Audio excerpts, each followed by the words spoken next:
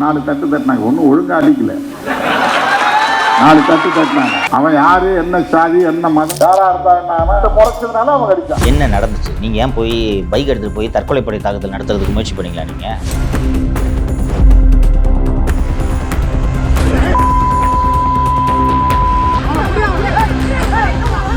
Sir கேட்டுக்கிட்டே வச்சு அடிச்சிட்டாங்க சார் போலீஸையே. நான் தாப்பால் போட்டு வந்ததுக்கப்புறம் இன்ஸ்பெக்டர் அடிக்கிறாங்க. இன்ஸ்பெக்டர் அடித்தோன்னு இன்ஸ்பெக்டர் நான் வந்து வாட்ஸ்அப்பில் மெசேஜ் பண்ணுறேன். 4 தட்டு தட்டினாங்க, ஒன்றும் ஒழுங்காக அடிக்கல. அடிப்படாமே ஒருத்தர் வந்து நெஞ்சு வலின்னு உள்ள வராரு, ஒருத்தர் தலைவலின்னு ஒருத்தர் உள்ள வராரு. ஒரு 4-5 பேர் உள்ள வந்தோடனே அங்கே சூழ்நிலை வந்து சரியில்லாமல் இவங்க இந்த டீம் தான் உங்களால சென்ஸ் பண்ண முடிஞ்சுதா? அந்த 100% தெரியும். 4 தட்டு தட்டினாங்க, ஒன்றும் ஒழுங்காக அடிக்கல. அருண் ஆமாம், என்ன சொல்றாரு எக்ஸாக்டா, அவர் என்ன சொன்னாருன்றது சொல்லு. இந்த விஷயத்தை பெருசுப்படுத்தாதீங்க. இது வந்து இந்த மீடியாவில் வந்தவொடனே தலைவர் வந்து பயந்துட்டாரு. தலைவர்னா யாரை சொல்றாரு? திருமாவளவன் சார் சொல்றாரு. திருப்பி சொல்லுங்க. நானே அவர் பேசி மன்னிப்பு கேட்கிறேன்னு சொல்லி சொன்னாங்க. அவர் என்ன மீன் பண்றாரு? நான் நடவடிக்கை எடுக்க மாட்டேன், இதை பெருசுப்படுத்தாரு.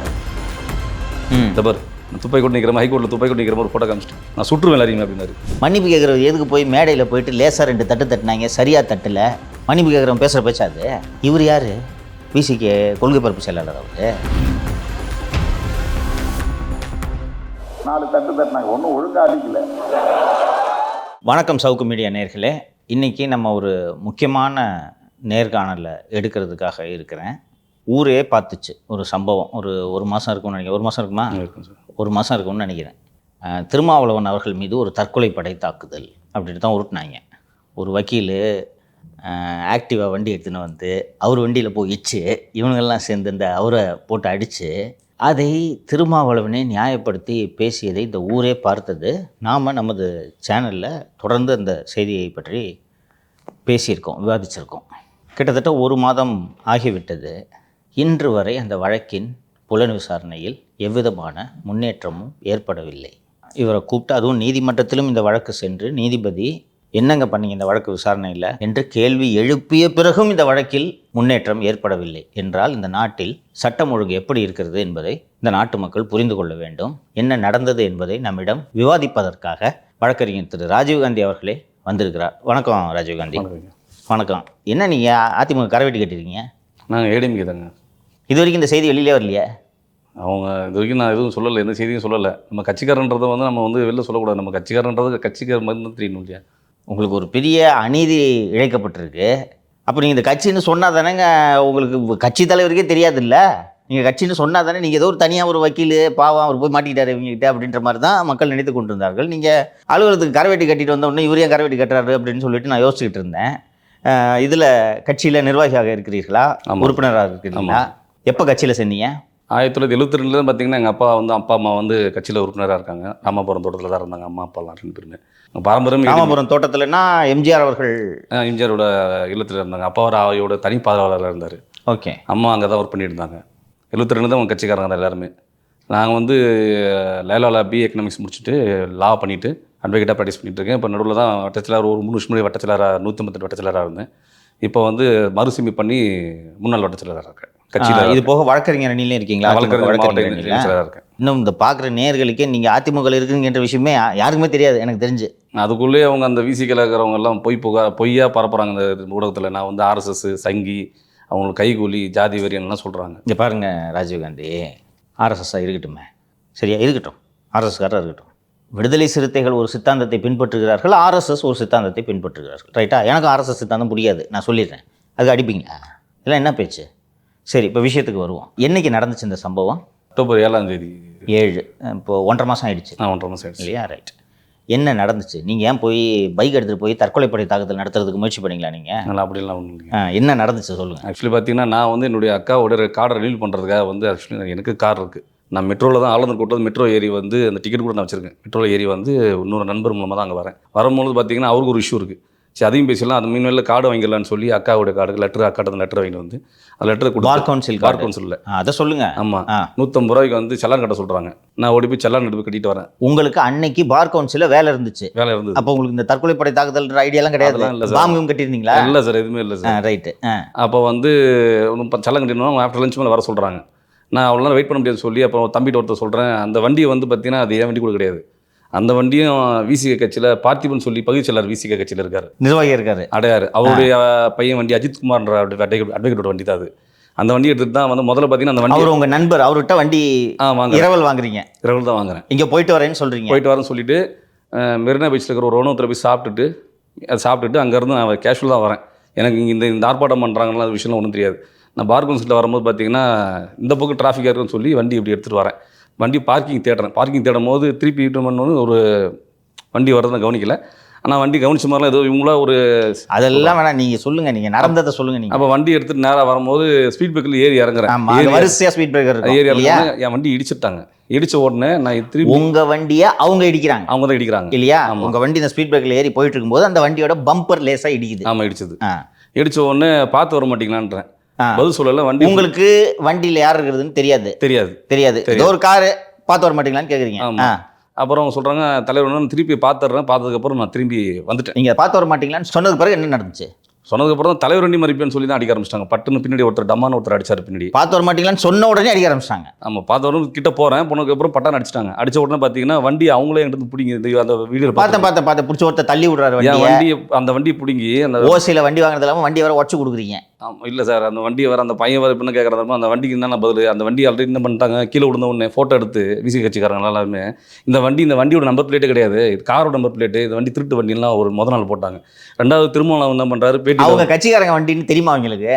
முத நாள் தெரியாது அவங்களுக்கு. ரெண்டாவது நாள் வந்து விசாரிச்ச உடனே அந்த நம்ம வண்டிப்பா நம்ம பயிற்சியாளரோட பையன் வண்டின்னு அதுக்கப்புறம் ஒரு என்ன டப்புன்னு சொல்லிட்டாங்க. ஒரு மறுநாள் பேட்டியில் வந்து ஏதோ ஏர்போர்ட்டில் வச்சுட்டு திருமணம் சார்னு சொல்றாரு, அது என் கட்சிக்காரன் வண்டி, டாபிக் டப்புன்னு மாற்றிட்டாங்க. என் கட்சிக்கார வண்டி அவர் ஏதோ ஒரு நோக்கத்தோடு அந்த வண்டி எடுத்துகிட்டு போயிட்டார். முத நாள் திருட்டு. இப்போ நீங்கள் ஏதோ ஒரு நோக்கத்தோட விசிகே கட்சிக்காரங்களோட வண்டியே திருடின்னு போறீங்க நீங்கள். அந்த மாதிரி சொல்லிட்டாங்க. வண்டி அந்த வண்டி இன்னொரு உண்மை என்னன்னா, அந்த வண்டி எங்கள் கட்சிக்காரன் வண்டி, விடுதலை சிறுத்தைகள் கட்சியை சார்ந்த ஒரு தம்பியின் வண்டி. அந்த வண்டி அவர் 12:30 மணிக்கு எனக்கு வந்து ஒரு இடத்துக்கு போகணும், வேணும், கொடுங்கன்னு சொல்லி வாங்கியிருக்கிறேன். அந்த மாதிரி சொன்னோன்னே எனக்கு அந்த பேட்டி பார்த்து எனக்கு ஆச்சரியமாகி போச்சுன்னா, ஒரு நாள் ஒரு ஸ்டேட்மெண்ட் கொடுக்குறாங்க போது நம்ம இதை பற்றி பேச வேண்டாம், ஒரு மாதம் நம்ம வெயிட் பண்ணுவோம். என்ன தான் சொல்கிறாங்கன்னு பார்த்தோம்னா ஒவ்வொரு ஊடகத்தில் ஒவ்வொரு மாதிரி பேச ஆரம்பிச்சிட்டாங்க அந்த அவங்களோட கட்சியை சேர்ந்தவங்கலாம். சரி, நம்ம வந்து நம்ம பதில் கொடுக்காம நம்ம வந்து இனிமேல் ஒரு நியாயமான ஒரு ஏதாவது ஊடகத்தில் நிப்பாட்டி ஒரு நல்ல நெறியாளரில் நம்ம உண்மையை சொல்லுவோன்றனால தான் இன்றைக்கி வந்து வெயிட் ராஜீவ்காந்தி. அப்போது அடிக்கிறாங்க, இந்த வண்டியை தள்ளி விட்றாங்க, அந்த ஃபுட்டேஜை பார்த்தோம். அதுக்கப்புறம் நிறைய பேர் அடிக்க ஆரம்பிக்கிறாங்க இல்லையா?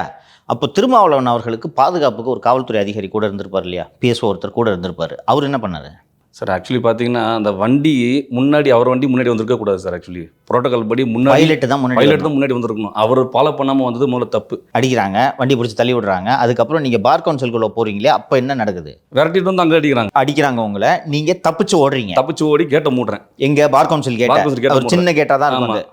அந்த ஆய்வாளர் பிரபுன்னு ஒருத்தர் இருக்காரு. அவர் அங்கேயே அந்த காலையில் சொல்லுவார் ராஜீவ்காந்தி வரல. அவருக்கு உங்களை தெரியும் ஆல்ரெடி நந்தமுத்திர எஸ்ஐயா இருந்தார் அவர். ஓகே, உங்களுக்கு பர்சனலாவே தெரியும். ஆமா, பர்சனலா. சோ அவர் வந்து நீங்க மாட்டிக்க கூடாதுன்னு நினைச்சு உங்களுக்கு கூப்பிடுறாரு, பேரை சொல்லி. ஆமா, பேர் சொல்லி ராஜீவ்காந்தின்றாப்ல. அப்ப நான் சொல்றேன், எனக்கு எதுக்கு நான் அடிக்கிறாங்கன்ற பத்தி என்ன ப்ராப்ளம், அடிக்க ஆரம்பிச்சோன்னே உள்ள போன தள்ளிட்டே போறாரு. அவரே தள்ளிட்டு போறாரு, உங்களை பாதுகாக்கணுன்ற நோக்கத்துல பார் கவுன்சில் உள்ள உங்களை தள்ளிட்டு போறாரு. சரிங்க, உள்ள என்ன நடந்துச்சு? தள்ளிட்டு போனா தாப்பால் போட்டேன். தாப்பால் போனதுக்கப்புறம் உள்ள போனதுக்கப்புறம் பார்த்தீங்கன்னா நேராக ஆஃபீஸ் ரூமில் போயிட்டேன். ஸ்ட்ரெயிட் ஆஃபீஸ் ரூம் போயிட்டேன். உள்ளே போனதுக்கப்புறம் பார்த்தீங்கன்னா ஓப்பன் சொல்லணும்னா உள்ளே போய் ஒரு ரூமில் போய் நான் லாக் பண்ணிட்டேன். சரி, லாஸ்ட் உள்ளே போயிட்டு அப்போ எல்லாரும் உள்ள இருக்கிற ஆஃபீஸ்லாம் பயப்படுறாங்க. எல்லாருமே பதறப்ப கத்துறாங்க. டமா கத்தவொன்னே 10 நிமிஷம் கழிச்சு வெளில வரேன். லேடி அட்வைஸ் என்ன பண்ணுறாங்க, இங்கே இல்லைங்க, அவங்க யாரும் போகல, வெளியில் வந்து ஆர்ப்பாட்டம் பண்ணிட்டு இருக்காங்க, இங்கே இருங்கன்றாங்க. அப்போ அங்கே இருக்கிற செக்ரட்டரி என்ன பண்ணுறாங்க, தம்பி இங்கே முதல்ல வெளில ஒரே பிரச்சனையாக இருக்குது, எல்லாம் கும்மலாக இருக்காங்க. சரி, நீங்கள் வக்கீல், அவங்களும் வக்கீல், இந்த மாதிரி ஒரு பிரச்சனை நடக்குது, நீங்கள் வந்திருக்கிறீங்க, உங்களுக்கு பாதுகாப்பு கொடுக்கணுன்ட்டு உள்ளே இருக்கிற அந்த பார் கவுன்சில் நிர்வாகிகளுக்கு தோன்றவில்லையா? வெளியில் போனால் இது என்னங்க அர்த்தம்? வெளில போனால் அவங்க அடிக்கிறதுக்கு தான் கூப்பிட்றாங்கன்றது தெரிஞ்சு வெளில போனால் என்ன அர்த்தம்? என்ன மனுஷங்க இவங்கெல்லாம்? அதெல்லாம் அதில் ஃபுட்டேஜில் கவராக இருக்கும். ஆடியோ மெசேஜில் ஆடியோவில் எல்லாமே இருக்கும். நான் திருப்பி என்ன பண்ணுறேன், மேலே ஓடி போய் பார்க்குறேன். மேலே ஓடி போய் நான் என்னை வெளியில் அடிச்சிட்டாங்க. உள்ளே வந்து நம்மளை வந்து அடையாளப்படுத்தி திருப்பி வந்து நம்ம தாக்கிட போகிறான்னு சொல்லி நான் என்ன பண்ணுறேன், மேலே ஏறி போய் இப்போ நிற்கும் போது அங்கன்னா ஒரு லேடி என்ன சொல்கிறாங்க, நீ மேலே இருக்காதப்பா, கீழே சேர்மன் ரூம் இருக்குது, அவங்கெல்லாம் வந்து சேர்மன் ரூம் கிட்ட வரமாட்டாங்க அப்படின்னு சொல்லி கீழே கூட்டிட்டு வராங்க. கீழே கூட்டிட்டு வரும்போது அந்த அம்மா கை காட்டுவாங்க. வீடியோ கை காட்டும் போது நான் போய் என்ன பண்ணுறேன், அந்த சாவி எடுத்து அந்த அம்மா கையில் கொடுக்குறேன். திறந்து என்னை உள்ளே உட்கார சொல்கிறாங்க. ஓகே, அந்த லேடி அட்லீஸ்ட் உங்களை பாதுகாக்கணும்னு நினைக்கிறாங்க. நம்ம ஸ்டாஃப் ரைட். போலீஸ் உள்ள வராங்க. போலீஸ் உள்ள வந்தோடனே அவர் கேட்குறாரு, நீங்கள் கிட்ட என்கிட்ட வராதிங்க, எனக்கு அவன் தோணிச்சிருச்சு, நீங்கள் என்கிட்ட வீட்டில் வாங்கினீங்கன்னா எல்லாம் உள்ளே வந்துருவானுங்க, தயவு செஞ்சு போங்கன்னு சொல்லிட்டு கேஷுவலாக பேப்பர் படிக்கிற மாதிரி உட்காந்துட்டு பேப்பர் படிக்கிறேன். உட்காந்து வீட்டு ஒன்று தகவல் சொல்கிறேன். யாருக்கு என் தம்பிக்கு ஃபோன் அடிச்சு, இந்த மாதிரி ஆயிடுச்சு, இந்த மாதிரி ஆயிடுச்சிட்டா, இந்த மாதிரி என்ன அடிச்சிட்டாங்க, எங்கே இருக்கு அப்படின்னோடனே அதை வரணும்னு சொல்லி அங்கே வரான் அந்த பையன் வந்து என் கூட வந்தவனே வந்து இஷ்யூ என்னன்னு தெரியாமே போய் அது அந்த சாலிமரில் பண்ணுறாங்க பாருங்க, அங்கே போய் நிற்கிறான். ஆனால் எங்கண்ணா நீ இருக்க சொல்லலாம், அங்கே நின்று கேட்குறான். ஆனால் இந்த கூட்டத்தில் நீ இல்லையா என்ன? டேய் அந்த கூட்டத்தில் இருக்கிறவங்க என்ன அடிச்சிட்டாங்க, அந்த கூட்டம் தாண்டா என்ன தேடின்னு இருக்குது. ஆமாம் என்ன அடிச்சிட்டாங்கடா, அதனால இவன் வெளில வராத இப்போதைக்கு அப்படின்ட்டான். ஒன்று நார்மல் கேஷுவல் ஆகிறதுக்கு நீ உள்ளே இருக்கிறதுக்கு நான் எடுத்து பேப்பர் எல்லாரும் என்ன பண்ணுவாங்க, சிட்டி உள்ளே வந்துட போகிறோம்னு சொல்லி நம்ம கேஷுவல் உள்ளே ஒருத்தர் வந்து கேட்கணும், நம்ம நான் இல்லைப்பான்னு சொல்கிறதுக்கு நான் பண்ணுறேன், பேப்பர் எடுத்து படிக்கிறேன், கேஷுவலாக உட்காந்து ஃபோன் பேசுகிறேன், போலீஸ் உள்ள வந்து சொல்கிறேன், என்கிட்ட வராதிங்க நீங்கள் போங்க நான் பண்ணுறேன். இல்லை உங்களுக்கு இன்ஸ்பெக்டர் பாதுகாப்பு சொன்னார், நான் இங்கேயே வந்துக்கிறேன், நீங்கள் போங்கன்றேன், போக மாட்டேன்ட்டார். அப்போ உள்ள வந்து டீட்டெயில் கேட்குறாரு, என்னென்ன ஊர் எந்த ஊர்னு. நான் வந்து சென்னை அட்ரஸ் கொடுக்கண்டான்னு சொல்லி ஊர் அட்ரஸ் கொடுக்குறேன். ரைட்டு. ஊர் அட்ரஸ் கொடுக்கும்போது அதில் வந்து என்ன ஜாதி என்ன கேட்குறாரு. அப்போ சொல்கிறேன் ஜாதி சொன்னால் இப்போ அங்கே பஞ்சாயத்தாக வந்துச்சு. அப்போ சொல்கிறேன் எதுக்கு ஜாதி கேட்குறீங்க அப்படின்றேன். தேவரா இருந்துட்டு போகிறேன், வன்னியர் இருந்துட்டு போகிறேன், நாடா இருந்துட்டு போகிறேன், உங்களுக்கு என்ன பிரச்சனைன்றேன். இல்லை உண்மையை சொல்லுங்க அப்படின்னு. அதனால திருப்பி இன்ஸ்பெக்டர் ஃபோன் பண்ணி தேவரா நீங்கள் அப்படின்னு கேட்டுட்டார். அவர் தெரியும் பர்சனாக வேணும். நல்லா தேவரா நிறுத்திட்டாங்க. எல்லாம் நேரம் ஒருத்தன் உள்ளே 2-3 பேர் உள்ளே வராங்க. உள்ளே வந்து யாரா நீங்கள் கேட்குறேன்னு சொன்னேன். நான் தப்பும் இல்லை, யாராவனோ பண்ணிட்டு போகிறாங்க, நான் கிடையாதுங்க அப்படின்றேன். என் திருப்பி உள்ளே வந்துட போகிறாங்கன்றனால. இல்லை நீ தான் சொல்கிறாங்கன்னு. இல்லைங்க நான் எங்கள் அக்கா அட்வொகேட் தான் வாங்க வந்தேன், நான்லாம் உங்கள் தலைவர் வண்டியை மடிக்கல. அவங்க வர்றவங்களுக்கு நீங்கள் தான்றதே தெரியல, என்ன பிரச்சனைன்னு தெரியல. உள்ள ஒருத்தர் உள்ள யாரோ ஒருத்தன் உள்ளே ஓடிருக்கான், அவனை போய் அடிக்கணும். ஆமாம் அந்த மாதிரி உள்ளே வராங்க. ஒருத்தர் உள்ளே வந்தவொடனே திருப்பி என்ன பண்ணுறாங்க, ஸ்டாஃபுங்க என்ன பண்ணுறாங்க, எங்கள் இன்ஸ்ட்ரக்ஷன் யார் என்ன கொடுத்தாங்கன்னு தெரியல, வெளியில் வா லைட் ஆஃப் பண்ணி அந்த ரூம் அந்த வீடியோ கொடுக்குறேன், வெளில வந்தாங்க. அந்த வெளில வந்தவொடனே அந்த ரிசப்ஷனில் வச்சு ஒரு ஆள் வந்து என்ன அடிக்கிறாப்புல. திருப்பி உள்ள பார் கவுன்சில் வந்து அடிக்கிறாங்க. கும்பலாக இருக்காங்க, கும்பல் சேர்ந்து அதில் ஒருத்தர் அடிக்கிறார். அடித்த உடனே நான் என்ன பண்ணுறேன், என்ன அடிக்கிறீங்க சொல்கிறேன், பேசிகிட்டு இருக்கும்போது இதுக்கு அடிக்கிறீங்க அப்படின்றேன். எல்லாம் கும்பலாக இருக்கிறனால நம்மளால் வந்து அங்கே அவங்க வன்முறையில் மெயினில் இருக்காங்க, ஃபுல்லாக ரவுடிசம் பண்ணுறாங்க. நம்ம தனியாக இருக்கிறோம், நம்ம வந்து அந்த ஒரு 10 பேர் அங்கே நிற்கும் போது நம்ம சண்டை போட முடியாதுன்னு சொல்லி நான் என்ன பண்ணுறேன், சரி நம்ம அமைதியாக இருந்துருவோம், என்ன நடக்குதுன்னு பார்த்துலான்னு உட்காடுறேன். அப்போ எதாச்சும் அங்கே வந்து பார் கவுன்சிலுடைய நிர்வாகி அந்த 25 பேரில் ஒருத்தர் அங்கே வராரு. அவர் வந்து பேர் சொல்லாமல் தெரியல, அவர் அங்கே வராரு. அவர் வந்து பேர் சொல்லுங்கள். ஐயாவு சார்னு ஒருத்தர் இருக்காரு. ஓகே. அவர் வந்து பார் கவுன்சில் 25 பேர் அவர் ஒருத்தர். அவரு ஈசி மெம்பர். அதான் அந்த பார் கவுன்சில் 25 மெம்பர்ஸ் இருப்பாங்க. அதில் one of the board member அவர். அவர்கிட்ட போய் நான் சொல்கிறேன், என்ன அட்வொகேட்னு சொல்லி அவங்க தாக்குறாங்க, அது சொல்லுங்க. நீ அட்வொகேட் தான், உனக்கு என்ன பிரச்சனை, என்னப்பா பிரச்சனைன்னு அவரையும் ஒரு மீறி பேசுகிறாங்க, அவரையும் அடிக்க போகுது, சண்டை வாக்குவம் நடக்குது. பார் கவுன்சில் மெம்பர் அவர் படிக்கிற ஐயா அவர்களை நிற்கிறாங்க. இங்கேருந்து இவன் கத்துறான், எங்கள் தலைவர் சொன்னோன்னே அவர் பேசி பார்க்குறாரு. அவர் பேசுகிறாங்க, அவரையும் முறைக்க ஆரம்பிச்சுன்னு நினச்சிட்டேன். இவங்க யாருக்கு அடங்க போகிறது கிடையாது, இது வன்முறை கூட்டம் ஃபுல்லாகவே ரவுடிசம் பண்ணுறாங்க, யார் பேச்சு கேட்க போகிறதுன்னு சொல்லி நான் பண்ண திருப்பி எடுத்துட்டு மேலே போயிட்டு திருப்பி எடுத்துட்டு எங்கே போடுறது தெரியாமல் சுற்றி வரேன்.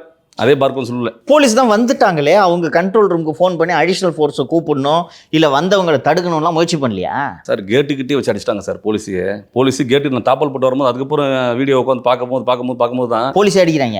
நான் தாப்பால் போட்டு வந்ததுக்கப்புறம் இன்ஸ்பெக்டர் அடிக்கிறாங்க. இன்ஸ்பெக்டர் அடிச்சோன்னு இன்ஸ்பெக்டர் நான் வந்து வாட்ஸ்அப்பில் மெசேஜ் பண்ணுறேன், உங்களை தாக்கியிருக்காங்களே, இது நடவடிக்கை என்னங்க இப்படி கம்முன்னு இருக்கீங்களா, தம்பி என்ன தாக்கினாங்கன்னா வந்து நான் வந்து அவங்க சுற்றுருவேன் அப்படின்னாரு. இது நான் நீங்கள் இன்னும் சிபிஐ அனுப்புங்க, இல்லை எதாவது இன்டர்வியூ கூட அனுப்புங்க, இல்லை எங்கே எப்படி கேட்டில் அடிச்சாங்க சொல்லுவீங்களான்னு சட்டையை பிடிச்சி கேட்டை இழுத்தி இன்ஸ்பெக்டர் ஒரு அடிக்கிறாங்க, போலீஸ் அடிக்கிறாங்க. அடித்த உடனே திருப்பி நம்ம இந்த பக்கம் இருக்கிறோம், திருப்பி ஒரு பலார்னு ஒரு ஆறாயிரம் போலீஸை தான் ஆயிடுறாங்க.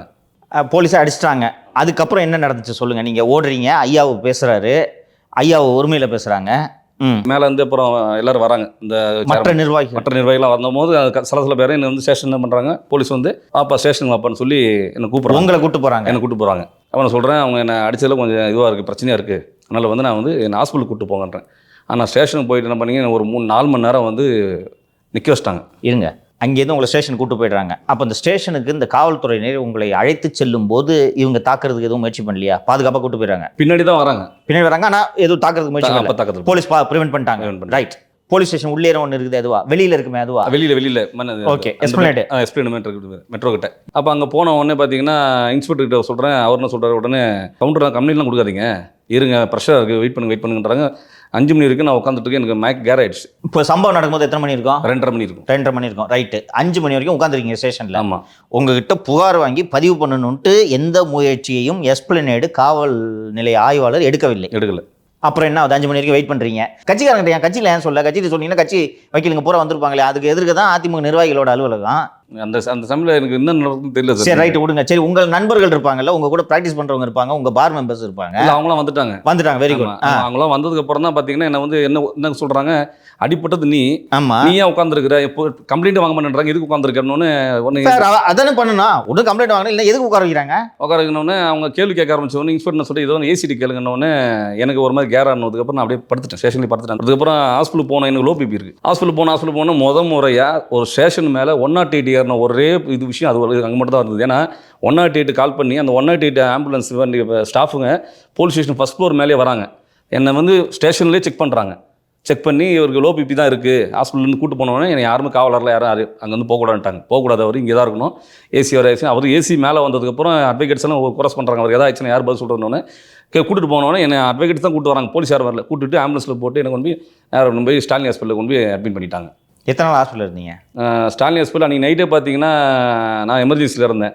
சம்மந்தமில்லாமலாம் இப்போ என்னோட நான் பெட்டில் உட்காந்துருக்கிறேன். என் பெட்டு பக்கத்தில் ஒருத்தர் வந்து உட்காந்துக்கிட்டு உன் பேர் என்ன அப்படின்னாரு.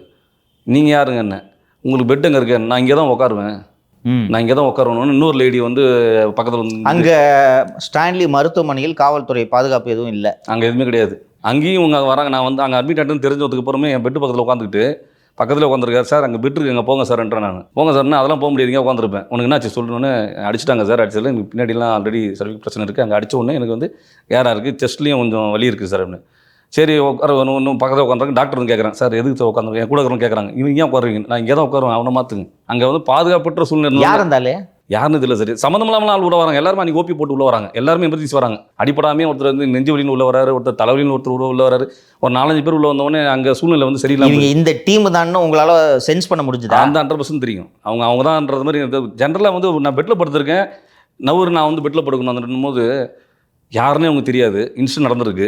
போலீஸும் இல்லைங்க? போலீஸும் கிடையாது. போலீஸ் வந்து நம்ம என்ன பார்க்க வந்தவங்க எல்லாத்தையும் சொல்கிறாங்க வெளில போகணும். என்ன தனிமைப்படுத்துறாங்க ஸ்டேஷன் அங்கே ஹாஸ்பிட்டலில் என்ன தனிமைப்படுத்துறாங்க. அப்போ நான் சொல்லிட்டேன் வேண்டாம், இங்கே இருந்து நல்லா இருக்கான்னு சொல்லி நைட்டு 1:30 மணிக்கு அங்கேருந்து சரி நம்ம பாதுகாப்பு இருக்காது, இவங்கெல்லாம் ஒரு மாதிரி வராங்க, என்ன டிஸ்சார்ஜ் பண்ணி விடு. நான் டிஸ்சார்ஜ் பண்ணணுன்னே நான் மெடிக்கல் அகேன்ஸ்ட் சொல்லி எழுதி கொடுத்தாங்க. இப்போ நான் உயிரோடு இருக்கணும், இவங்க ஏதோ தப்பா அகேன்ஸ்ட் மெடிக்கல் அட்வைஸ் எழுதிட்டு நான் அங்கேருந்து எடுத்துட்டு நேராக வந்து பட்டூரில் இருக்கிற ஒரு பிரைவேட் ஹாஸ்பிட்டலில் வந்து ஜாயின் பண்ணிட்டேன். அப்புறம் அவங்க ஒரு 10-15 நாள் அங்கே இருந்தேன். அவ்வளோ நாள் சிகிச்சை எடுக்க வேண்டியது? ஆமாம் இருந்தது. ஆக்சுவலி பார்த்தீங்கன்னா இந்த தாக்குதல் நடந்ததுனால் உடம்பில் என்ன உபாதைகள் இருந்தன? 1 year பிஃபோரே பார்த்தீங்கன்னா என்னோட அண்ணன் பையன் இறந்துட்டான். சரி. வந்து அவன் 19 years ஓல்டு. அவன் லைலா காலேஜில் அட்மிஷன் போட்டு சேர போகிற அன்றைக்கி வந்து அவன் இறந்துட்டான். அந்த டிப்ரெஷனுக்கு எப்பயுமே இருக்குது. அதில் வந்து என்னால் மீண்டு வர முடியும். இப்போ அவங்க அடிக்கும்போது நான் எல்லோரும் கேட்டாங்க, ஏன்ப்பா நீ அமைதியாக இருக்கும்போது எனக்கு அங்கே என்ன நடக்குதுன்னு தெரியல. பார்த்தீங்கன்னா ஒருத்தர் வந்து அந்த வீடியோவில் பாருங்கள், ஒருத்தர் வந்து இந்த விழாவிலே குத்துவார் இந்த இடத்துல. அவர் பேர் வந்து பல்லாவர நிர்வாகி, அவர் பேர். எல்லாரையும் நானாக அந்த ஐடிஃபை பண்ணி போலீஸுக்கு சொல்கிறேன். அந்த ரஜினிகாந்த்ன்ற துணை பொதுச்செயலாளர் அவர் வந்து விரட்டிட்டு போலீஸை தள்ளிட்டு வந்து அதை கும்பல் அடிக்க வருவார். ஆனால் அவர் பேட்டியில் சொல்கிறாரு, நான் அவர் அடிக்கவே இல்லை, நான் வீடியோவில் பக்கா வராரு. அவர் தான் உடைய போலீஸ் இன்ஸ்பெக்டர் தள்ளி விட்டு என்ன அடிக்க வர்றாரு வேகமாக. அவர் பழைய தாதா அவர். சொல்லுங்கள் நீங்கள். ஆமாம், அது உள்ளே வரும்போது அந்த மாதிரி இவங்க அடித்த வீடியோவில் பார்க்கும்போது பார்த்தீங்கன்னா தெரிஞ்சிருக்கும். ஒருத்தர் இங்கே குத்துறாங்க, ஒருத்தர் அடிக்கும் போது எனக்கு ஆல்ரெடி வந்து பார்த்தீங்கன்னா அந்த பின்னாடி பேக் சைடில் செர்விக்கல் பெயின் இருந்தது லைட்டாக. அந்த இவங்க இந்த நெக் பேண்ட் போட்டவுடனே இந்த நெக் பேண்ட் போட்டு இந்த கழுத்தை பாதுகாப்பாக வச்சுருக்கணும் மருத்துவர்கள் சொல்லியிருக்காங்க. ஆமாம், அதனால் நான் அதை போட்டுக்கிட்டு இருந்தேன். ஸோ நீங்கள் 15 நாள் நீங்கள் மருத்துவமனையில் சிகிச்சை எடுக்க வேண்டும்னு டாக்டர் சொல்லியிருக்காங்க. நீங்கள் இருங்க, ரெஸ்ட் எடுங்கன்ட்டு. நீங்கள் அந்த 15 நாள் கோர்ட்டுக்கு போகல, தொழில் அஃபெக்ட் ஆகிடுச்சு. ஆமாம். அப்போ நான் பண்ணுறேன். அதுக்கப்புறம் வந்து நண்பர்கள்லாம் வந்து பார்க்க வராங்க, ஒருத்தர் பார்க்க வராங்க, கட்சியிலேருந்தும் பார்க்க வந்தாங்க. அப்போ நான் சொன்னேன் இந்த மாதிரி இருக்குது அப்படின்னோடனே தலைமைக்கு தெரியப்படுத்தி நம்ம வந்து ஒரு ஏதாவது ஒரு இது தெரியப்போம். தமிழ் முழு இருக்கிற எல்லா வழக்கறிஞர்களும் இவர் பேசுகிற வார்த்தைகளும் நான் நல்லா அடிக்கலை. பார்த்துருப்பீங்க ராஜீவ்காந்தி, நீங்கள் அதை எங்களை விட நீங்கள் தான் பாதிக்கப்பட்டவர். நடந்தது என்னன்றது நாங்கள்லாம் வெளியிலேருந்து பார்த்து தெரிஞ்சுக்கிட்டோம். நீங்கள் அங்கே உள்ளே இருந்து அனுபவித்தவர், அடி வாங்கினவர். சரியாக தட்டில் 2 தட்டு தட்டுனாங்க அப்படின்ட்டு திருமாவளவன் மேடையில் பேசும்போது அதை பார்த்து உங்களுக்கு என்ன தோன்றியது? 4 தட்டு தட்டினாங்க, ஒன்றும் ஒழுங்காக அடிக்கலை, 4 தட்டு தட்டினாங்க. தலைவர்களும் தகுதி இல்லை, ஒரு பண்பு இல்லைன்னு தான் தோணுச்சு. என்னன்னா தலைவர் என்ன பண்ணுவாங்கன்னா பொதுவாகவே விடுப்பா அவர் போலீஸ் போடுறீங்கப்பா அந்த கூட்டத்துலேயும் சொல்லுவாங்க. இப்படி தான் தலைவர்லாம் பார்த்துக்கிறேன், எல்லா தலைவரும் அப்படி தான் இருப்பாங்க. ஒரு இந்த அஜித்துன்னு சொல்லி ஒரு காவலாளி அடித்து ஒரு காவலர் இருக்கும்போது கூட சிஎம் ஃபோன் பண்ணி அம்மா தப்புன்னு இருந்து போச்சுமா மன்னிச்சுக்கமான்ற மாதிரி தான் பேசினேன். தமிழ் சிஎம்ஏ ஃபோன் பண்ணி சொன்னார். அப்போ வந்து இப்போ இந்த போலீஸ் செஞ்ச தப்புக்கு சிஎம் மன்னிப்பு கேட்டார். இதுதான் தலைவர் இப்படி தான் இருப்பாங்கன்னு வச்சு. அப்போ 2வது இந்த 41 பேர் இறந்தாங்க அந்த கூட்ட நெரிசலில். அப்போ விஜய் என்ன பண்ணாருன்னா அதில் உட்காந்துட்டு இருக்கவங்கள்ட்ட இப்போ எல்லாரையும் வர வச்சு அங்கே போக முடியலாம் கூட இங்கே வர வச்சு நம்ம மன்னிச்சுக்குமான்னு இப்படியேப்பட்ட தலைவர் தான் போல இருக்குது திரும்ப நினச்சி நமக்கு அந்த 1 மாதம் நம்ம நினச்சிட்டீங்க. ஆமாம், நான் வந்து நம்ம சென்னையிலே இருக்கோம் சார். இப்போ வந்து சென்னையில் பார்த்தீங்கன்னா நம்ம ஜாதி பார்க்கும்போது ஸ்கூலில் இருக்கும்போது டிஃபன் பாக்ஸ் ஃப்ரெண்டுக்கிட்ட சாப்பிடுவோம். காலேஜ் போகும்போது ஃப்ரெண்டுக்கிட்ட போய் கையில் சாப்பிட்றோம்னு யாருமே ஜாதி பார்த்துலாம் பழகலை. இந்த ஒரு நிகழ்வில் சாதி ரீதியாக உணர தொடங்கி விட்டீர்கள். ஆமாம், எனக்கு வந்து இப்போது இப்படி தான் இருப்பாங்களா, இப்படி தான் ஒரு ஆக்சிடென்ட்டு இப்போ இந்த மாதிரி ஒரு வீடியோ ஆதரவு இருந்தும் இது வந்து திசை திருப்பி ஜாதி வெறியெல்லாம் பண்ணுறாங்கன்னா அப்போ இந்த மாதிரி எத்தனை பேர் பாதிக்கப்பட்டிருப்பாங்க, வீடியோ இல்லாதவங்களாம் இப்போ எவ்வளோ பேர் பாதிக்கப்பட்டிருப்பாங்க. இப்போ அந்த வீடியோ இல்லைன்னா உங்கள் நிலைமை என்ன? அவ்வளோதான். இதுதான் அவங்களோட ஸ்ட்ராட்டஜி. எப்படின்னா டோட்டலாகவே பார்த்தீங்கன்னா திருமாவளவன் அவர் வந்து அவரோட கட்சியில் நம்ம வந்து ஒரு வீட்டில் வளர்க்குறோம், ஒரு பிள்ளையை வளர்க்குறோம்னா நல்லா படித்து நல்லா பெரிய ஆளாக வைப்பான்னு தான் சொல்லுவாங்க, எல்லாரும் நல்லா இருக்குன்னு தான் சொல்லுவாங்க. ஆனால் ஒரு தலைவர் நீ ஒரு 10 கேஸ் வச்சுட்டு வந்தால் தான் நீ விடுதலை சித்தம்னு சொல்கிறத வந்து பார்க்கும்போது எனக்கு நம்ம தோணுச்சுன்னா வழக்கறிஞருக்கே ஒரு இந்த பாதுகாப்பு இல்லை. ஜென்ரலாக வந்து சொல்கிறாங்களே ஒரு தலைவர்னா இப்படி இருக்கக்கூடாதுன்னு நினைக்கிறேன் நான். எல்லா ஜாதியும் பார்க்காம தான் கேஸ் பார்க்குறோம், எல்லாருமே வரும், அவரை என்ன ஜாதி தெரிஞ்சு நாங்கள் பண்ணுறது இல்லை, எல்லாருமே வாங்க நம்ம இது பண்ணுறோம். பார் கவுன்சில் வாசலே இன்றைக்கி தாக்கப்பட்ட வழக்கறிஞர் நாளைக்கு எந்த ஸ்டேஷன் போனாலும் இன்றைக்கி நினைக்கிறாங்க இது ஜாதி ரீதியாக பிரின்னு நினைக்கிறாங்க. ஆனால் இது பார்த்துட்டு இருக்க அவ்வளோ பேருக்குன்னு தெரியும்னா இன்றைக்கி தாக்கப்பட்ட ஒரு அந்த அடிச்சது நாளைக்கு ஸ்டேஷன் போன எல்லா வழக்கறிஞருமே அவங்க அடிப்பாங்க, எந்த வழக்கறிஞரும் பயம் இருக்காது. இப்போ போலீஸ் அடித்தாங்க இல்லையா, போலீஸ் அடித்ததை வந்து நம்ம சொன்னோம்னா அந்த போலீஸ் அடித்ததுக்கும் ஒரு ஜாதியை வந்து வரணும் ஜாதியும் தேடுவாங்க. அடுத்த செகண்ட் இப்போ எனக்கு ஒரு ஜாதி தெரிஞ்ச மாதிரி இப்போ அடித்த காவல்துறைக்கு எதாவது ஜாதினா அப்புறம் அவங்க ஜாதி இல்லைன்னா இவர் வந்து ஜாதி தெரிஞ்சாமே திட்டினார் நாங்கள் அடித்தோம் 4 தட்டணும்னு இன்ஸ்பெக்டரையும் சொல்லுவாங்க. சரி ராஜீவ்காந்தி, மருத்துவமனையில் 15 நாள் சிகிச்சை எடுக்கிறீர்கள். இதற்கு பிறகு காவல்துறையில் நீங்கள் புகார் கொடுத்துருப்பீங்க இல்லையா? நீங்கள் அன்னைக்கு வந்து நீங்கள் ஹாஸ்பிட்டலுக்கு போயிட்டீங்க. அதுக்கப்புறம் அந்த புகாரை எப்போ பதிவு பண்ணுறாங்க, எஃப்ஐஆர் எப்போ போடுறாங்க? சார் முதல்ல நான் கம்ப்ளைண்ட் கொடுத்ததுக்கப்புறம் பார்த்தீங்கன்னா சிஎஸ்ஆர் போட்ட சொன்னாங்க, எதுவுமே என் கையில் கொடுக்கல. நான் ஹாஸ்பிட்டல் போயிட்டேன். அந்த போலீஸும் ஹாஸ்பிட்டலில் வந்து என்கிட்ட வந்து ஸ்டேட்மெண்ட் வாங்கல. ரைட். 7 நாளுக்கு அப்புறம் எஃப்ஐஆர் போட்டேன்னு சொல்லி நம்ம தம்பி ஜூனியர் ஒருத்தருக்கு அப்புறம் சொல்கிறாங்க. அந்த புகாரில் பார்த்தீங்கன்னா நான் கொடுத்த புகார் எப்படி கொடுத்துருக்கேன்னா இந்த மாதிரி வந்து தாக்கிட்டாங்க, வண்டியை உடைச்சிட்டாங்க, இந்த மாதிரிலாம் இருக்குன்றது எல்லாமே இதுதான் உங்கள் புகார். இது எழுத்துப்பூர்வமாக கொடுத்த புகார். அது வந்து எல்லாமே நான் பைலபிள் செக்ஷன் தான் வரணும் நான் கொடுத்ததுக்கு. அதில் பார்வேந்தன் ஒரு அது தரப்பில் கவுண்டரில் கம்ப்ளைண்ட் கொடுத்துருக்காரு. அவர் என்ன கொடுத்துருக்காருன்னா நான் தலைவர் வாகனத்திலிருந்து இறங்கி அவர் இறங்கினாராம், திருமாவளவன் ஒரு ஸ்டேட்மெண்ட் கொடுக்குறாரு, என் வண்டியிலேருந்து யாருமே இறங்கினா நாங்கள் பார்க்கல, எனக்கு எதுவுமே தெரியாதுன்றது திருமாவளவன் சார் சொல்கிறாரு. மாநில தலைவர் பார்வேந்தன் வழக்கறிஞர் சொல்கிறாரு ஸ்டேட்மெண்ட்டில், தலைவர் வாகனத்திலிருந்து இருந்து ஒருத்தன் முறைச்சி வந்தான் அங்கேருந்து, எங்கள் தலைவர் வண்டி இடிச்சான், அந்த எஃப்ஐஆர் இருக்குது சார். எப்படி நீங்கள் ஆக்டிவாக ரிவர்ஸில் போய் வச்சிங்களா? அதான் நான் கேட்குறேன், ரிவர்ஸ் கீர் போட்டு இடிச்சானான்னு கேட்குறேன். இன்ஸ்பெக்டர் பதில் சொல்ல மாட்டார். சரி, அடுத்தது போய் வண்டி இடிச்சு நான் கேட்கும் போது வந்து தலைவர் நாங்கள் தள்ளி விட்டுட்டோம், அவனுக்கு எதுவும் நடக்கல, இதுதான் புகார்.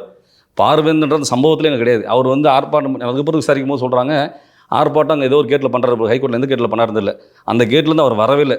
ரஜினிகாந்த் மட்டும் தான் அந்த இதுலேருந்து அந்த ரஜினி வந்துட்டாரு. தெரியாத முகம் தெரியாத ஆளுங்களும் அங்கே இருக்காங்க. டப்ப அடிச்சிருக்காங்க, யார் அடிக்கிறாங்க தெரிய மாட்டேங்குது. அப்புறம் வீடியோ பார்க்க போக தான் இவங்க அடிச்சிருக்காங்க. நானும் ஒருத்தர் பேர் சொல்கிறேன் இன்ஸ்பெக்டர். புகார் என்னாச்சு? புகாரில் ஒன்றுமே இல்லை சார். எனக்கு வந்து புகார் அடிப்பட்ட தாக்குதலாக்கப்பட்ட என் மேலே 3 செக்ஷன்.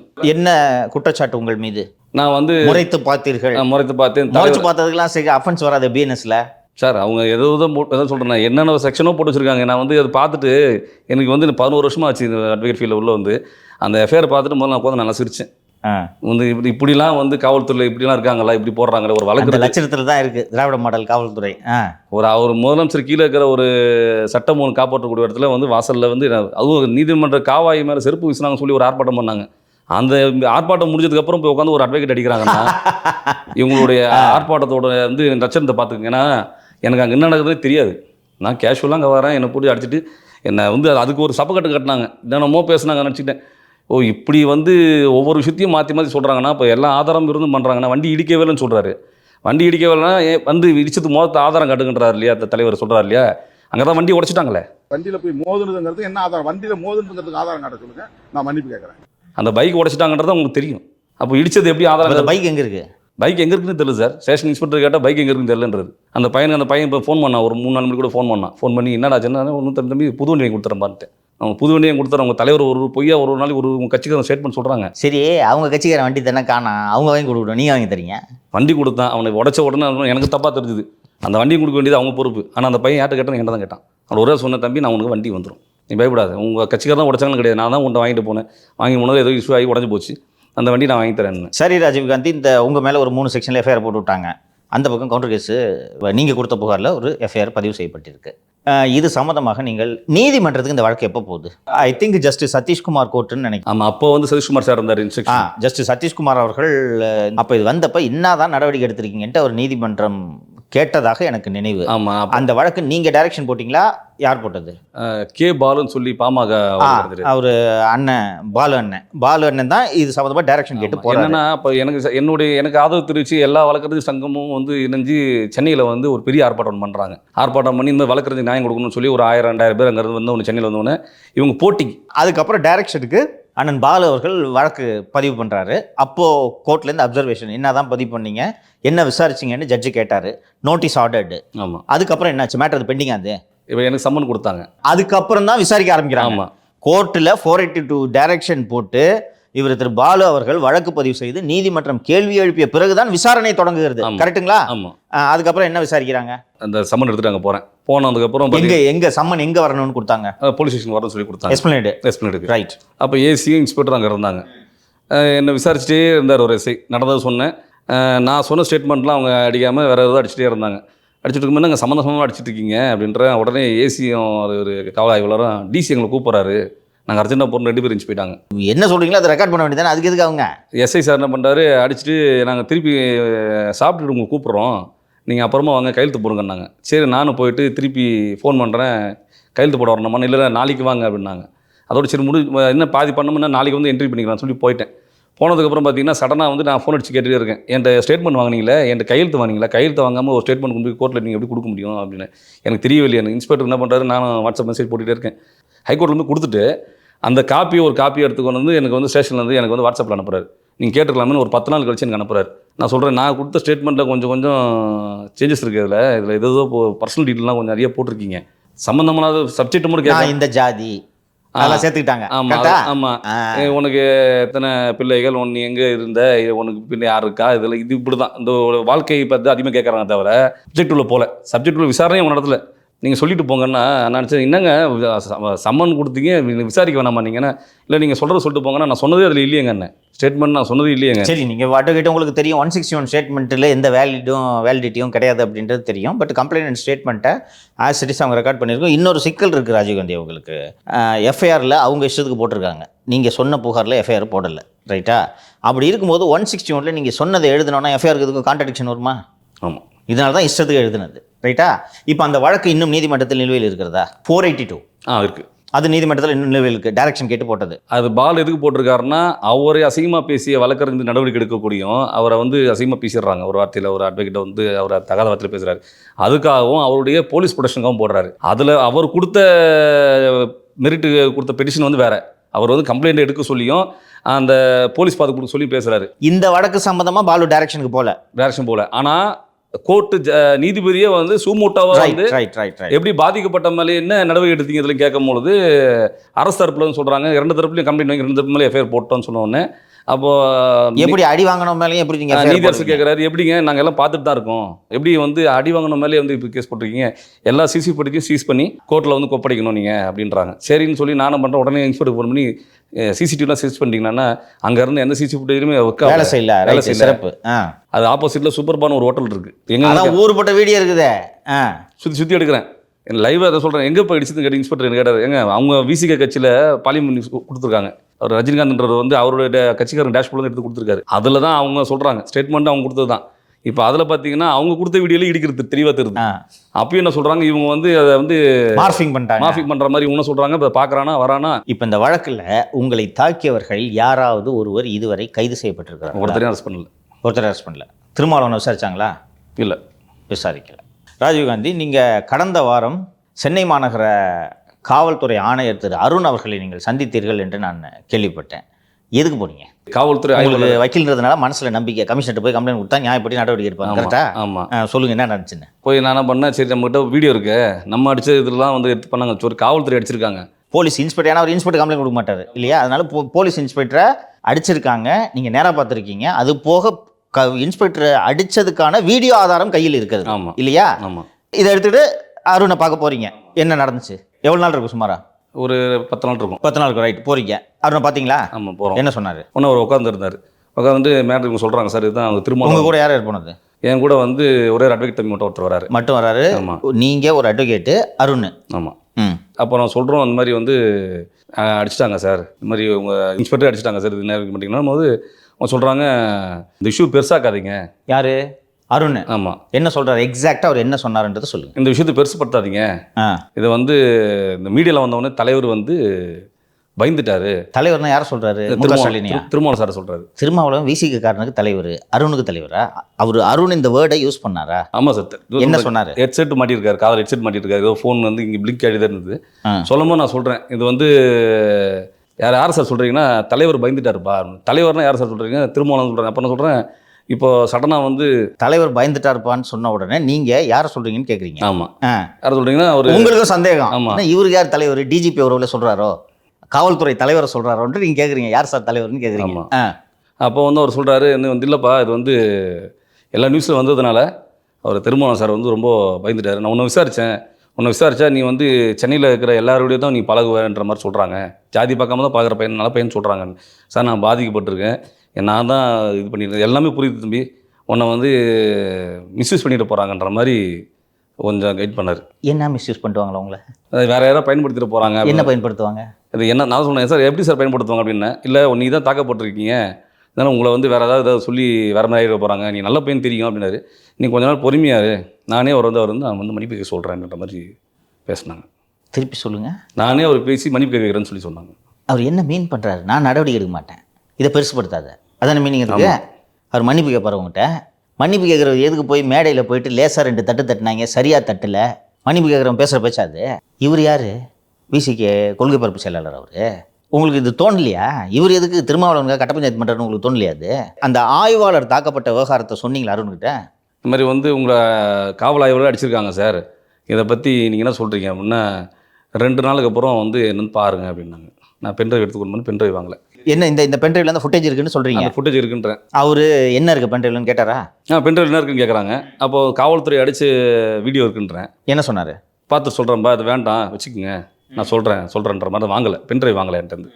அப்போ நான் என்ன பண்ணேன், சரி உங்கள் பென்ட்ரைவ் வாங்கலை, கம்ப்ளைண்ட் மட்டும் வாங்கிட்டு வந்து சரி ஃபார்வர்ட் பண்ணுவாங்க உங்களுக்கு வெயிட் பண்ணேன். ஃபார்வர்ட் பண்ணி ஒரு 3-4 நாளுக்கு அப்புறம் எனக்கு இன்ஸ்பெக்டர் வந்து லெட்டர் ஒன்று அனுப்பிச்சார். இந்த புகார் சம்மந்தமாக வந்து ஏற்கனவே வந்து நீங்கள் கொடுத்த புகார் சம்மந்தமாக 2 வழக்கு போட்டிருக்கேன், இதை வந்து உங்களை காப்பாற்றும் நோக்கத்தோடு நான் செயல்படும் போது என்னை வந்து இதெல்லாம் நான் யோசிக்கவே இல்லை, அதனால் வந்து என்னை யார் தாக்கினதா எனக்கு தெரியலன்னு சொல்லி ரிப்ளை கொடுத்தாரு.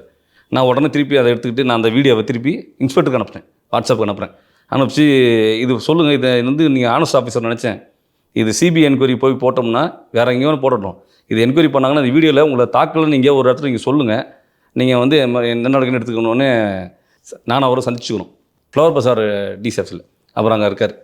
அப்புறம் அங்கே போகும்போது அவர் என்கிட்ட வாக்குவாதம் பண்ணுறாரு. இன்ஸ்பெக்டர் என்ன சொல்கிறாருன்னா, அடி வாங்கின நானே கம்முன்னு இருக்கேன், உனக்கு நான் வந்துச்சுன்னு கேட்டாரா? ஆமாம். அவர் என்ன சொல்கிறாரு, சடனாக வந்து என்னப்பா அப்படின்னாரு, என்னப்பா கம்ப்ளைண்ட்லாம் பயமாக கொடுக்குறேன் அப்படின்னாரு. என்னங்க என்ன அடிச்சது தான் இப்படி பண்ணுறீங்க, முதல்வர் கீழே காவல்துறை போட்டு அடிக்கிறாங்க, இன்றைக்கி முன்னே அடித்தாங்கன்னா நாளைக்கு வந்து அடுத்து சட்டசபையில் ஏதாவது உறுப்பினர் போட்டு அடிப்பாங்க, ஒருத்தராக அடிக்க ஆரம்பிச்சிருவாங்க, இதுக்கப்புறம் வன்முறை தான் பண்ண போகிறாங்க பிசி கட்சிக்காரங்க அப்படின்னு. எங்கே பார்த்த சொல்லு, இந்த மாதிரிலாம் நீ பண்ணினா உங்களை டெஃபமேஷன் கேஸ் போடணும் அப்படின்னாரு. டேய், நீ அடி வாங்கினேன்னு உனக்கு காப்பாற்றுறதா அதுக்கு நடவடிக்கை எடுன்னு புகார் கொடுத்தா அவர் மேலே டெஃபமேஷன் கேஸா? ஆமாம், என் மேலே டெஃபமேஷன் கேஸ் கொடுக்க. நான் சொன்னேன், ஏங்க சார் நான் வீடியோ பார்த்துட்டு எனக்கே கஷ்டமாக இருந்து உங்களை அடிக்கிறத, உடனே சொல்கிறேன் என்கிட்ட வந்து எப்படிலாம் பண்ணாங்கன்னா நான் வந்து துப்பாக்கி வச்சுருக்கேன் சொல்லி ஒரு ஃபோட்டோ காமிச்சார். இந்த பார் நான் துப்பாக்கி கொண்டு நிற்கிறேன், ஹைகோர்ட்டில் துப்பாக்கி கொண்டு நிற்கிற ஒரு ஃபோட்டோ காமிச்சிட்டு நான் சுற்றுவேன் எல்லாரையுமே அப்படின்னாரு சார் இன்ஸ்பெக்டர். என்ன தீபாவளிக்கு யூஸ் பண்ணுற துப்பாக்கி அது? அவர் சொல்லுவேன், நானும் சொல்லிட்டேன், ஓ சுட்டுருவீங்களா, முதல்ல வந்து அவங்க அரெஸ்ட் பண்ணி ஜெயிலில் போடுங்க, அப்புறம் இந்த சுடுறது தோசை சுடுறது இட்லி சுடுற வேலைலாம் அப்புறம் பார்க்கலாம். ஆமாம், எல்லாத்தையுமே வந்து பெயிலபிள் செக்ஷனு. எப்படி சார் எஃப்ஐஆர் போட்டிங்கன்னா கமிஷனர் ஆஃபீஸில் வந்து அமுச்சு ஒப்பீனியன் வாங்கி அதை பார்த்து தான் போட்டிருக்கான்னு சொன்னேன். நான் கமிஷனரோட தலைவருக்கு எந்த பாதிப்பும் ஏற்படுத்தாமல் எஃப்ஐஆர் போட்டிருக்காங்க. ஆமாம். அப்போ நானும் சொன்னேன், இது எங்கேயாவது படித்து வளர்க்குற யாரும் 2 வருஷம் 3 வருஷம் ப்ராக்டிஸ் பண்ணுற ஜூனியர் வக்கீல்கிட்ட கூட என் கம்ப்ளைண்ட் கொடுங்க, அந்த கம்ப்ளைண்ட் உங்களுக்கு கொடுங்க, இந்த 2 கம்ப்ளைண்ட்டு நீங்கள் போட்ட எஃப்ஐஆருக்கும் எங்கேயாவது மேட் அவுட் ஆகுதான்னு மட்டும் பாருங்கள் சார்னு. அதெல்லாம் வேணாம்ப்பா, 2 போட்டு கோர்ட்டுக்கு அனுப்பிச்சிடுறேன், கோர்ட்டில் வந்து நீ பார்த்துக்கோ அப்படின்னாங்க. சொன்னேன், இதை வந்து நான் வந்து இது வந்து இந்த மாநிலத்தில் நடந்தால் இது வந்து நமக்கு வந்து நியாயம் கிடைக்காதுன்னு சொல்லி நான் அப்புறம் சக வழக்கு சொன்னாங்க, இதை வந்து வேறு மாநிலத்துக்கு மாற்றி கொண்டு போயிடலாம், இது இங்கே இருந்தாலும் நமக்கு நியாயம் கிடைக்காது அப்படின்னு சொல்லிட்டு அதுக்கு சட்டப்படி ரெடி பண்ணிட்டு இருக்கோம். ஸோ ட்ரான்ஸ்ஃபர் ஆஃப் இன்வெஸ்டிகேஷன் ஆமாம், இல்லை உச்சநீதி போட்டால் தான் ட்ரான்ஸ்ஃபர் ஆஃப் இதுக்கெல்லாம் சிபிஐக்கு இதுக்கெல்லாம் 2மே வந்து ஆல்ரைட் வேறு ஸ்டேட்டு. ஓகே ஒரு கமிஷனர் திரு அருண் அவர்கள்ட்ட போயிட்டு நாங்கள் இதை கொடுத்தேன்னு சொன்னீங்க. இது போல் ஒரு காவல் ஆய்வாளரை தாக்கி இருக்கிறார்கள், அது தொடர்பான வீடியோ இந்த பென்ட்ரைவில் இருக்குன்னு சொல்லும்போது இதை வாங்கி கொடுங்க நான் பார்க்குறேன்றதுக்கான எந்த விதமான ஆர்வத்தையும் அருண் காட்டவில்லையா? ஆமாம், அவங்க எதுவுமே காட்டலை. 2 நாளுக்கு அப்புறம் பேசுகிறேன் போப்பான்னு சொல்லி ஆஃபீஸில் இருக்கிற ஒருத்தர் ஒரு நம்பர் கொடுத்தாங்க. அந்த நம்பருக்கு திருப்பி திங்கக்கிழமை போல் ஞாபகப்படுத்து பண்ணாங்க. திங்கக்கிழமை இப்போ நான் வந்து பேசிட்டு சொல்கிறேன், அந்த நம்பருக்கு நான் போட்டேன். போட்டு இது மாதிரி இல்லை மீட்டிங் சிஓபி மீட்டிங்கில் இருக்காங்க, நீங்கள் அப்புறமா கூப்பிடுன்னு சொல்லி அந்த அது ஃபோன் நம்பர் ஒருத்தர் எடுத்தவர் நான் அப்புறம் கூப்பிட்றேன்னு சொல்லி வச்சுட்டார். திருப்பி நான் ஞாபகப்படுத்திட்டீங்கன்னா நான் திங்கக்கிழமை ஞாபகப்படுத்த சொன்னாங்க. ஆனால் திங்கக்கிழமை இந்த போன திங்கக்கிழமைக்கு நான் கால் பண்ணிவிட்டு இந்த மாதிரி வந்து பேச சொன்னாங்க, ஞாபகப்படுத்த சொன்னாங்க அப்படின்னு. நான் சொல்லிக்கிறேன்ப்பா அப்படின்னாங்க. ஸோ ஞாபகப்படுத்த சொல்கிறாரு. அப்போது நான் வந்து திருப்பி சொல்கிறேன், இந்த மாதிரி காவல்துறை மேலே ஆக்ஷன் அடித்தவங்க மேலே ஆக்ஷன் எடுக்கிறேன்னா இப்போ இதெல்லாம் பண்ண முடியாது. சப்போஸ் நானே கூப்பிட்டு அந்த ஆய்வாளர் கூப்பிட்டு அடிக்கவே இல்லைன்னு சொல்லிட்டு அந்த இன்ஸ்பெக்டர் அடிக்கவே இல்லைன்னு சொல்லிட்டு நீங்கள் என்ன பண்ணுவேன்னு எனக்கு கேள்வி கேட்டேன். யார் சொன்னது? இது கமிஷனர் சொல்கிறார். இது எப்போ கமிஷனரை பார்க்கும்போது இது மாதிரி சொல்றாரு. ஆமா. அப்போ நீங்க இந்த பென்ட்ரைவ் கொடுக்குறீங்க, ஆமா. அது வேண்டான்றாரு. ஆமா. அதுக்கப்புறம் என்ன சொல்றாரு? அப்பயே அவரே சொல்கிறாரு, என்ன சொல்கிறாருன்னா, இப்போ அந்த இன்ஸ்பெக்டரை வந்து நான் கூப்பிட்டு சொல்கிறேன், அடிச்சானே இல்லை, அந்த இன்ஸ்பெக்டர் வந்து இப்போ என் முன்னாடி இல்லைன்ட்டானா, இப்போ நான் இல்லைன்னு சொல்லுப்பான்ட்டானா என்ன பண்ணுவேன் அப்படின்னாரு. அவர் சொல்றாரு, ஆமா. நான் அந்த இன்ஸ்பெக்டர்கிட்ட இல்லப்பான்னு சொல்லுவேன், ஆமாம், என்ன பண்ணுவேன்னு கேட்குறாரு. நமக்கு சொல்லும் போது நானும் சொல்கிறேன், வீடியோ இருக்குன்னு இருப்பீங்க நீங்க. ஆமாம் வீடியோ இருக்குன்னு சொல்லுவேன். ஏன்னா நம்மளுடைய கான்ஸ்டியூஷன் அப்படி நான் வந்து கம்ப்ளைண்ட் கொடுக்க முடியாது, பாதிக்கப்பட்டவங்க கம்ப்ளைண்ட் கொடுக்கணும். Correct. அதுவும் ஒரு ஆய்வாளர் போது நம்ம வந்து இன்டிமேஷன் என்னென்னா, நான் நினச்சேன்னா ஒரு சக வழக்கறிஞர் தாக்கப்படும் போது ஒரு அட்வொகேட்டை போய் நம்ம சொல்கிற மாதிரி, போலீஸ் தாக்குனா போலீஸ் கமிஷனர் போய் சொல்லுவான்ற மாதிரி கமிஷனர் போய் சொல்கிறேன். கம்ப்ளைண்ட் அவங்க என்ன எடுத்துக்க முடியாது, அவர்கிட்ட தான் இன்வெஸ்ட் பண்ணி எடுக்க முடியும். ஏன்னா தாக்க வந்தது அவர் தான். நான் வந்து ஐ விட்னஸாக தான் வருவேன், இல்லை டாக்குமெண்ட் எவிடன்ஸில் உள்ள வருவேன். இப்போ நான் பெடிஷன் கொடுத்து அவர்கிட்ட சொல்கிறேன், அவர் நாலேஜ் கொண்டு போனதுக்கு நம்ம கொண்டு போனால் அவங்க ஓப்பனாக சொல்கிறாங்க, அது வந்து தலைவரை வந்து மீடியாலாம் வந்ததுனால கொஞ்சம் பயந்துட்டாரு. தலைவர் பயந்துட்டாரு. தலைவர் பயந்த மாதிரி தெரியல, சரியா அடிக்கலான்ல சொல்லிட்டு இருக்காரு தலைவர். அதுதான் தெரியல சார். அவரு நீங்கள் இப்போ இந்த ஒரு இன்ஸ்பெக்டரை தாக்கப்பட்டாருன்னு சொன்னோன்னா அதுக்கெல்லாம் அருணுக்கு கோவம் வராது. இந்த டபுள் டாக்குமெண்ட் பண்ணுறவன், கட்ட பஞ்சாயத்து பண்ணுறவன், இப்போ நீங்கள் வந்து கொரட்டூர் விநாயகர் தாக்கப்பட்டாருன்னு நீங்கள் போய் ஒரு வார்த்தை சொல்லியிருந்தீங்கன்னா துடிச்சிருப்பாரு, எங்கே தூக்க அவனை உடனே அப்படின்ட்டு. ரொம்ப வருத்தமாக இருக்கிறது ராஜீவ்காந்தி, நீங்கள் ஒரு படித்த வழக்கறிஞர், எங்களை போன்றவர்களுக்கு நியாயம் தேடி தர வேண்டிய நிலையில் நீங்கள் இருக்கிறீர்கள். ஏன்னா நாங்கள் போய் ஜட்ஜிக்கிட்ட பேச முடியாது, நீங்கள் தான் எங்களுக்காக பேசணும் இல்லைங்களா? நீங்கள் தான் எங்கள் தரப்பை எடுத்து வைக்க வேண்டும். நீங்கள் தான் சட்டத்தின் தூண்களாக இந்த நாட்டில் செயல்பட்டு கொண்டிருக்கிறீர்கள். ஊர் பார்க்க பல பேர் முன்னிலையில் தாக்கப்பட்ட அந்த வீடியோக்கள் மீண்டும் மீண்டும் சமூக வலைத்தளங்களில் சுற்றி கொண்டிருக்கிறது, ஆதாரங்கள் இருக்கிறது. காவல்துறை அதிகாரி தாக்கப்பட்டிருக்கிறார். இதெல்லாம் பண்ணக்கூடிய ஒரு வன்முறை கும்பல், ஆமாம் நாங்கள் அப்படித்தான் செய்தோம், முறைத்து பார்த்ததற்காக அடித்தோம் என்று அந்த கட்சியின் தலைவர் வெளிப்படையாக பேசுகிறார். இன்னைக்கு வரைக்கும் இதுக்கான தீர்வு உங்களுக்கு கிடைக்கவில்லை. இத்தனைக்கும் நீங்கள் ஒரு வெறும் சாதாரண வழக்கறிஞர் கிடையாது, ஒரு மிகப்பெரிய கட்சியின் உறுப்பினராகவும் நிர்வாகியாகவும் இருக்கிறீர்கள்.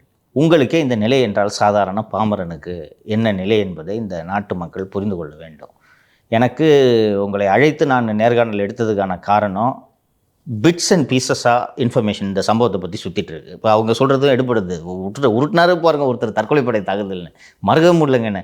ஆக்டிவால் வந்து ஃபார்ச்சுனரை இடித்து தற்கொலைப்படை தாக்குதல் எப்படி பண்ண முடியும் எனக்கு உள்ளபடியே தெரியல. அதுவும் ஒரு திரும்ப மேடையிலேயே என்னை முறைத்து பார்த்தா என்ன முறைச்சி பார்க்கக்கூடாதுங்க உங்களை, தெரிஞ்சிருவீங்களா? இவ்வளோ நடந்திருக்கு, எவிடன்ஸ் இருக்குது. இதுக்கு கொண்டு போய் போலீஸ் ஸ்டேஷனில் கம்ப்ளைண்ட் கொடுத்தோன்னா இன்றைக்கி வரைக்கும் நடவடிக்கை இல்லை. தெரியும் ஜட்ஜு கூப்பிட்டு சொல்கிறார், யோ இன்னும் அடி வாங்கின மேலே எஃப்ஐஆர் போட்டிருக்கீங்கன்ட்டு ஜட்ஜு கேட்குறாரு. அதுக்கு பிறகு நடவடிக்கை இல்லை என்றால் இந்த நாட்டில் சட்டம் ஒழுங்கு எப்படி இருக்கிறது என்பதை இந்த நாட்டு மக்கள் புரிந்து கொள்ள வேண்டும்.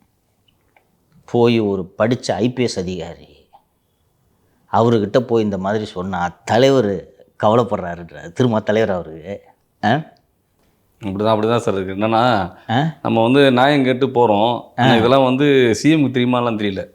இதெல்லாம் வந்து சிஎம் தெரிஞ்சு பண்ணுறாங்க. சவுக்கு சேனல் பார்க்குறீங்களா இல்லையா? அவருக்கு எதுவுமே தெரியாது, சிஎம்க்கு தெரிஞ்சால் ஏன் நாடு இப்படி இருக்குது? அதனால் நாட்டு மக்கள் என்ன நடந்தது என்பதை தெரிந்து கொள்ள வேண்டும்.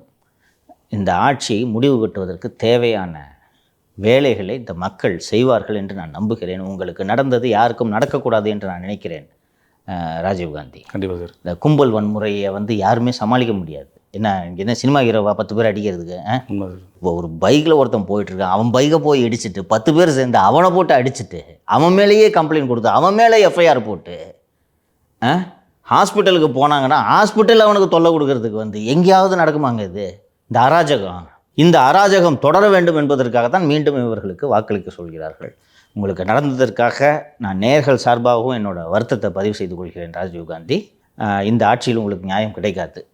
விரைவில் உங்கள் கட்சி ஆட்சி அமையும் என்று நம்புபவர்களில் நானும் ஒருவன். நான் தான் முன்னணியில் இருக்கிறேன். அதனால் ஆட்சி மாற்றம் ஏற்படும். உங்களை தாக்கியவர்கள் நிச்சயமாக சட்டத்தின் முன் தண்டிக்கப்படுவார்கள் என்று நான் நம்புகிறேன். நிகழ்ச்சிக்கு வந்து நேரத்தை செலவிட்டு விஷயங்களை பகிர்ந்து கொண்டதற்கு நன்றி ராஜீவ்காந்தி. நன்றி.